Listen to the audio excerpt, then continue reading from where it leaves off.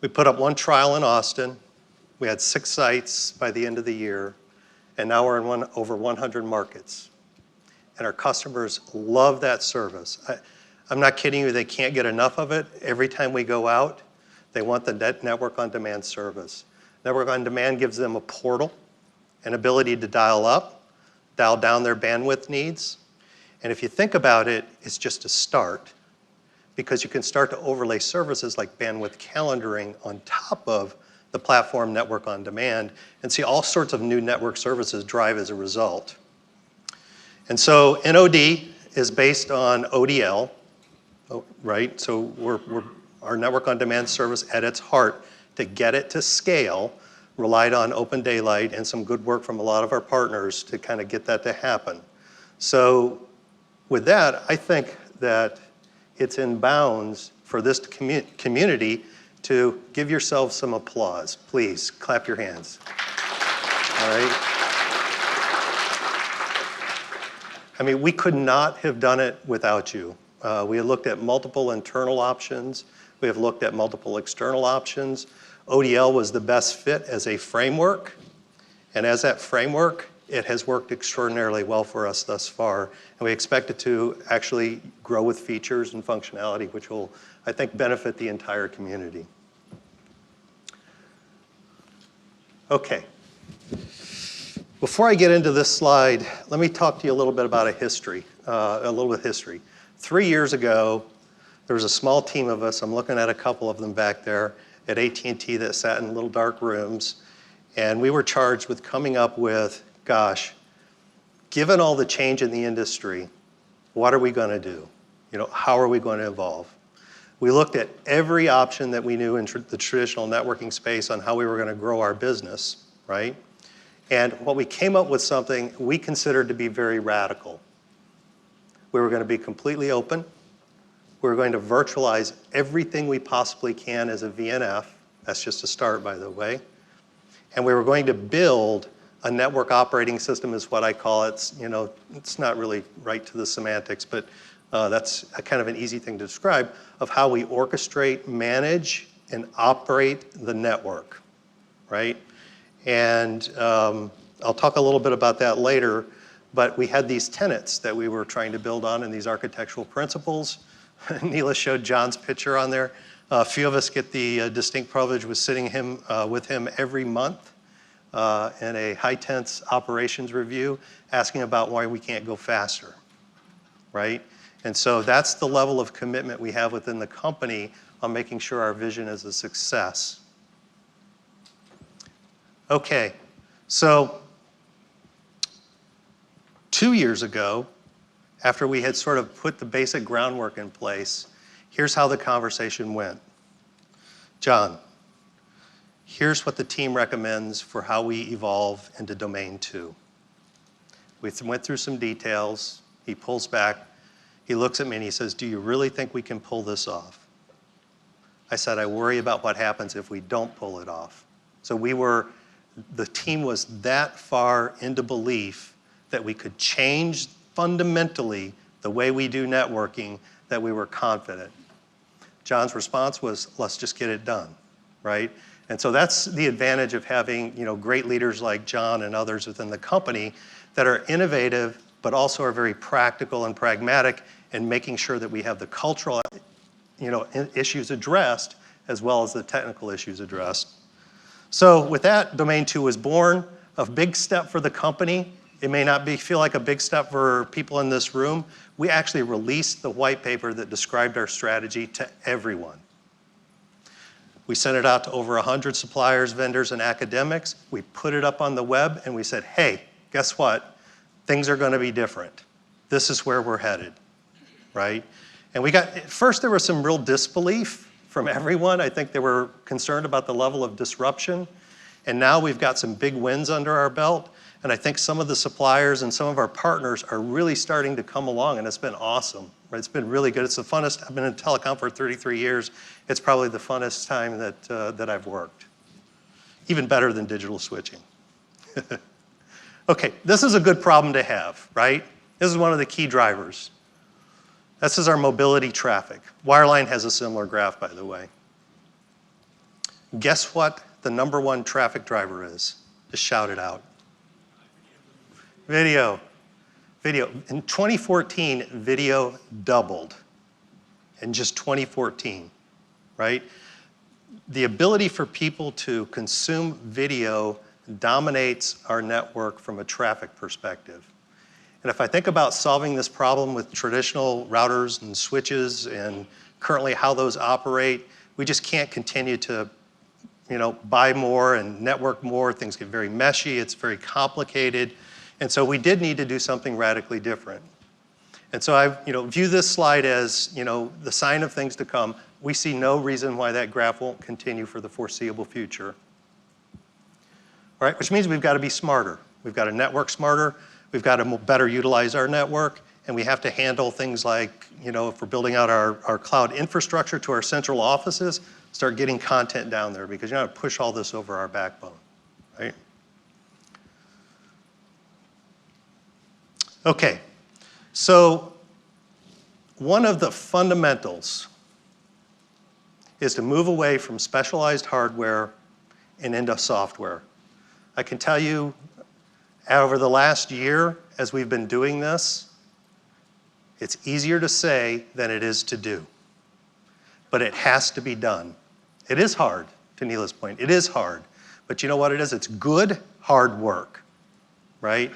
And so the overall high-level vision, and I think Margaret and Brian will be going into some more details, is basically replicate for network functions where the cloud industry has been for a decade, right? We want to buy high-volume compute,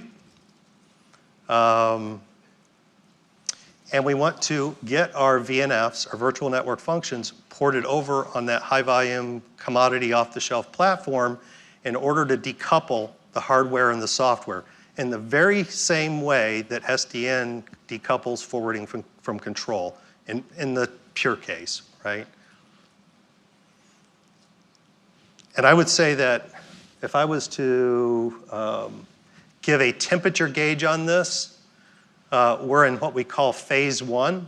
Phase 1 is just take everything we possibly can, turn it into a VNF, and get it onto our AT&T integrated cloud infrastructure. And that's going fairly well. A few bumps here or there, but things like virtual firewalls, virtual load balancers, some of our VoIP, our network on demand service, we used to call it Gamma internally, are all functioning in that environment today. Up for the rest of the 2015 is going to be mobility. Mobility is a big deal. There's a lot of moving parts. As a matter of fact, mobility has probably about half of all of our VNFs. Okay?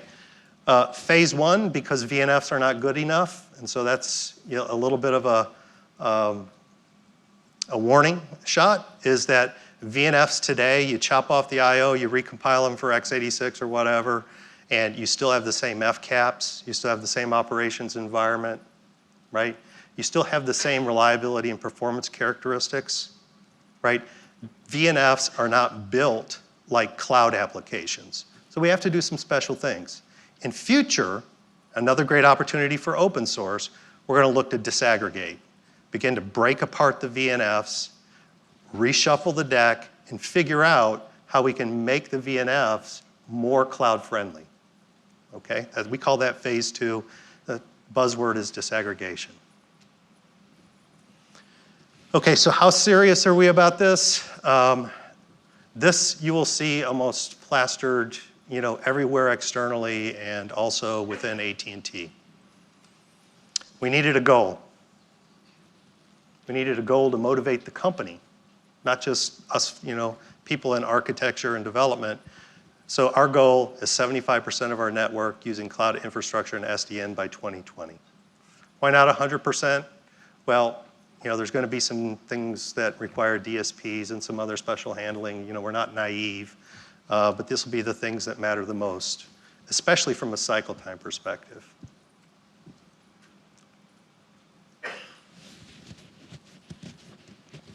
All right, so this was in the white paper, and I just want to kind of hit on a little bit more detail behind this, all right? So first we have Open Our Network. This is 3 years old. right? So, I mean, we are committed to being open, not only from an open source perspective, but also exposing APIs into our network so our competitors, our enterprise customers and residential customers can interface directly into our network. As a matter of fact, we're creating this thing called service design and creation. And think about it as a complete design and application creation environment where people can assemble network functions and layer 4+ functions and first a sandbox and then push them to our network on their behalf, right? So we're definitely in on this all open, and you will see more of this, right? As a matter of fact, at the last ops review, we're reviewing each of our subsystems, what we've developed for Domain 2, and I got a question for Master Service Orchestrator, Active Available Inventory, Data Collection, Analytic and Events, Policy, SDN Global, SDN Nodal. Why not just push it all to open source? So that's an action item I took. I don't have the answer to it, but that's how committed the company is to that philosophy. That came directly from Donovan, by the way. We wanted to simplify and scale.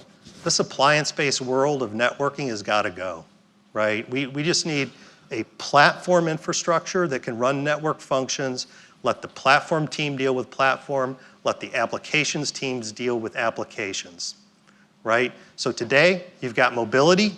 Mobility builds their own networking within their mobility NTCs. You've got the rest of the company building their own networking overlay underlay within their environments. That is going to be completely normalized, right? So we are definitely going to simplify and scale. New operational paradigms. Let me tell you what that means. I use the term intense automation. We want to automate everything we possibly can.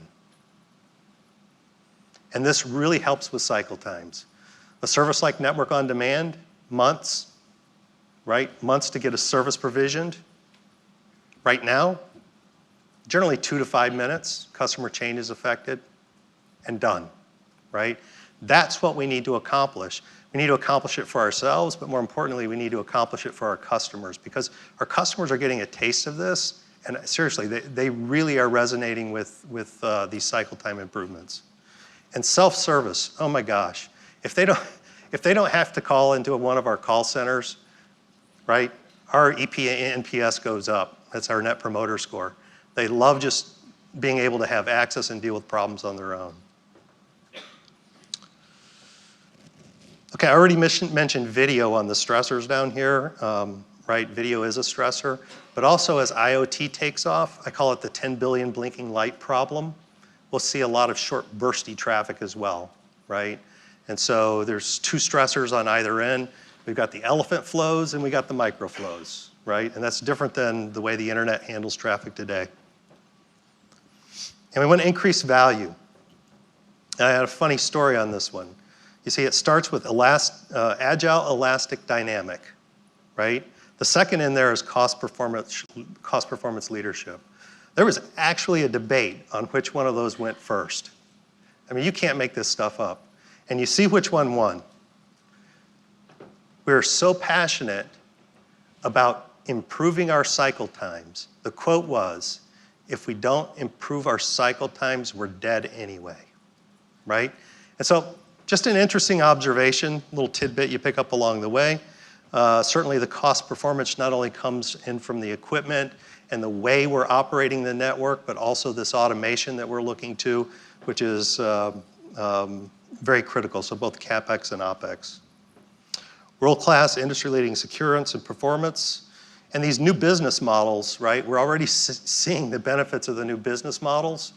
And I think we're just at the tip of the iceberg. I think the entire industry is on the tip of something wonderful here. So again, kudos to this community. And I know you're one of many open source communities, but you've really done a great job. All right, this is the framework slide, we call it. And what I really wanted to do is just hit a few points on this. One is the bottom orange. If you're a carrier and you're embarking on this, make the bottom, the internal transformation, the people, process, and culture, a priority. You can't just, force this stuff down people's throat. You need their buy-in. That collaboration that that Neela had talked about, it's important to get your teams across operations, your technology development organizations, and your architecture organizations being aligned on purpose and being empowered to make decisions, right? And that's a big change for most telcos who have manual after manual of procedures and blue books or whatever, and have one way of doing things. And this is a big job, right? At AT&T, we rolled out complete training programs for skill pivots, and these are good programs, right? So we've got even partnering with Georgia Tech, a master's in computer science, taken care of by the company, right? Improve your skill sets, right? So really put some emphasis on that if this is new to your companies. The other one I would hit just really quick was the AT&T integrated cloud. We had, at least half a dozen silos in this space, different cloud organizations building their own different clouds. We pulled them all under one umbrella and said one platform, one cloud. Let's get on common OpenStack, we call it platform orchestrator, streams, and drive everyone to the common platform.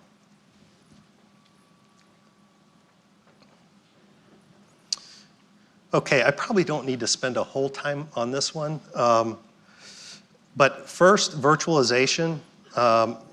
This is like the 3 phases, right? So you've got the virtualization, you've got the control, and then operate. I think we're good, and we're making good progress on the virtualization. Virtually every network function that we have has a path to virtualization, which is good. They're not cloud-friendly VNFs, but they will be. Or, if they're problematic, I'm pretty confident people can start creating open source efforts around, hey, guess what? I'm gonna build a virtual network function, put it into open source, put it in your, the AT&T App Store, and people can use it if they want, right? And then we've got SDN, which is this is all about, and I'm gonna talk in a moment about the different flavors of SDN that are emerging at AT&T, and operate. So operate, to me, is OpEx gold, right? We know we have an improvement here. We can prove it with the cycle times, but this is closed loop, right? So as a VNF fails or something strange happens, it sends out an event to our data collection system. It validates the policy for what to do with that within the policy system. If it needs to elastically expand the VNF, it will do that. If another policy tells it to do something else, it'll do that. And it's completely closed loop and automatic.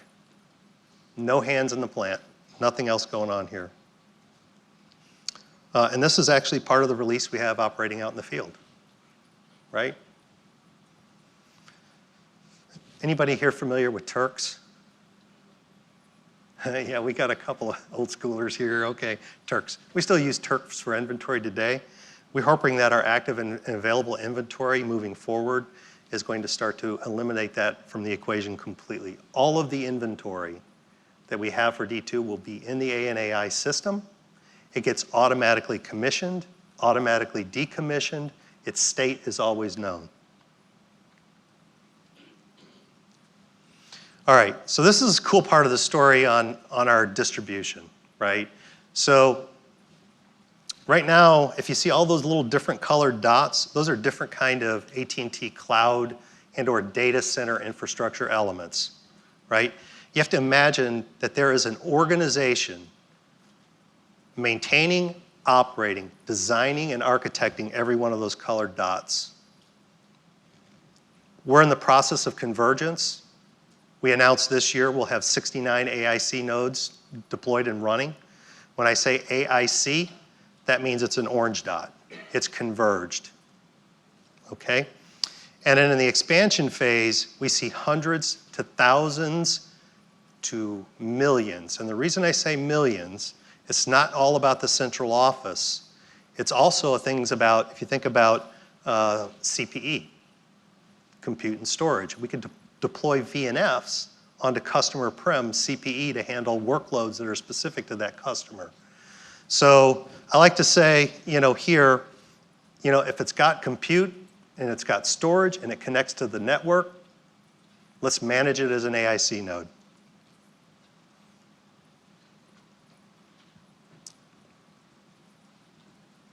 Okay, so this slide, it's one Margaret helped me build, sitting back there. So we've got the traditional approach, which is developing, concept with a company. I don't even have to look at the slide. The process goes like this. You have an idea. You've got to work with not one supplier, you have to work with 2 suppliers. It's got to be put into standards. Takes forever. You get your implementations back for your vendors. They go into our lab for anywhere from 6 months to 12 months to 18 months, right? It seems like by the time we get something done, it's like waiting for the sun to burn out or something, right? And so it's just not going to work. It's not going to work anymore. The world doesn't live in that environment, right? So open source, pick a community, right? Take some risks. I like to say that, I was talking at a breakfast table, I made an observation that internally we say yellow is the new green. And what that means is, all of the bean counters and the project managers, get really nervous when they start to see yellow and get really, really nervous when they start to see red. That's been our life for the last year, I would say, right? Is we're always yellow and red. But I've got cover, which is really nice because in this world, we all have to be trailblazers. If you ever get comfortable, then you're probably doing something wrong. Okay, use your revenue to pick a new idea and bring it to the market. This is actually controversial. We've got like this split brain within the company. We got people wanting us to focus on building the platform and people wanting us to deliver on services. And I'm fortunate because I have a team of people that know how to link service needs to platform needs and not develop them as a service-specific function. It becomes a platform function. If it's not a platform function, guess what happens? The BU pays for it. So the BU is motivated to define their services such that it becomes a platform enabler for other services. So you can use a financial lever to force behaviors, right? And so that's been quite interesting. All right, not to steal any thunder from the speakers coming up, this is really a high-level view, all right? So we've got a service orchestrator. We call it Master Service Orchestrator. It was built in-house, right? And what this does is it takes all of our Yang models and whatnot, and it builds, how we're going to distribute the VNFs out and provisions them. Everything is wonderful. And yes, we still have the cloud orchestrator, which is based on OpenStack, right? That's the platform orchestration is very important. The MSO speaks to the cloud orchestrator to actually do the dirty work. And then we have the SDN global controller, which, as I mentioned, is based on ODL. And we've got SDN local and SDN nodal. And that's two of at least 3 that's on here. SDN local, the industry's defined it as provisioning the overlay, right? Everything's cool with the overlay. And then we've got SDN nodal, which configures the underlay. We have white box fabric switches on here.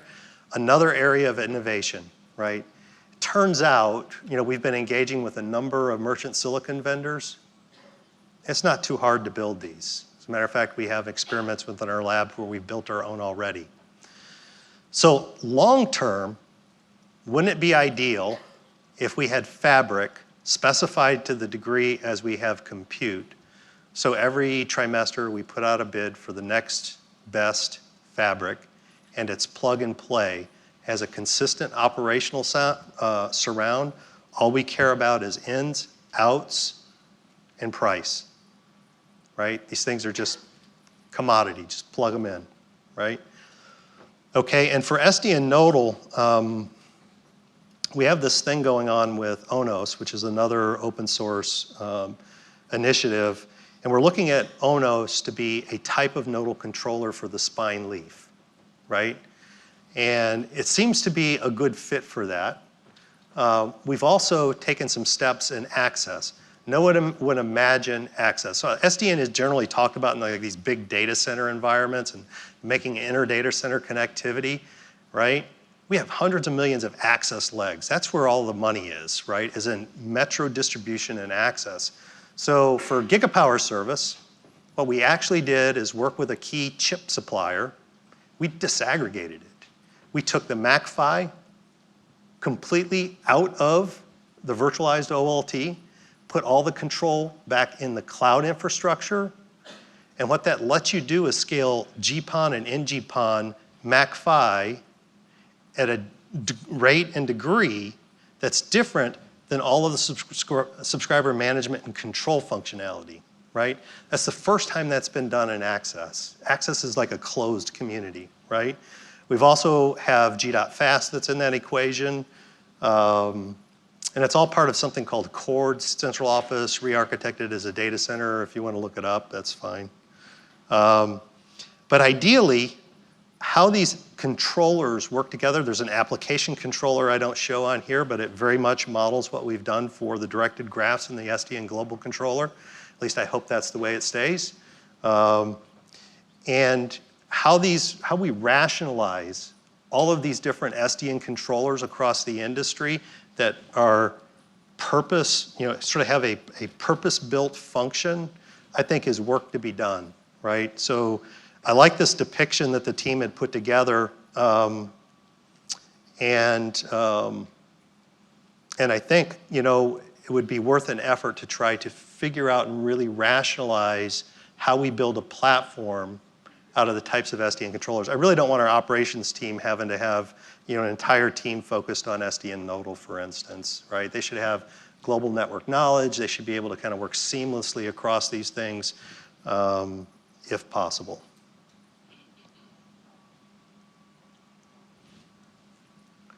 Okie dokie. D2 open source technology perspective. Community, quality, agility, de facto standard, right? We still will have some standards, no doubt about it, especially in the regulated space. We have to, right? But the amount of work that I've seen come about through these de facto standards is like an order of magnitude faster. I mean, seriously, at least an order of magnitude. Transparency and rapid innovation. I love this transparency piece in here, right? I think AT&T has been as transparent as any company in the telecom space in the last several years that I've seen. We publish everything. We're speaking very candidly about what we're building, what we're not building, and very candidly about whether or not we want to continue to build it, or would it be better off being in an open ecosystem, right? That's just part of the learning process we're going through. So our customers can't wait for months and years. I already talked about network on demand. We'll enjoy these benefits, gosh, I hope, early next year on mobility. Mobility has got its own unique challenges, right? It's probably the most stateful service that exists on the planet with 3GP interfaces. No offense to 3GP, but you can look at 4 pages of PowerPoint with a call flow and it says call completes here at the bottom, right? And so, I think there's a fundamental architectural change required in mobility. I really do. And maybe it needs to start with simple things like non-mobile Internet of Things devices, right? Deploy self-server portals. I already talked about our service design and creation environment. We have a separate one for network on demand that's specific to that service, and it will be growing, and we'll kind of rationalize the different kind of portals we have over time. And that's it. That's open, fast, simple at scale, and secure, and I thank you for your attention.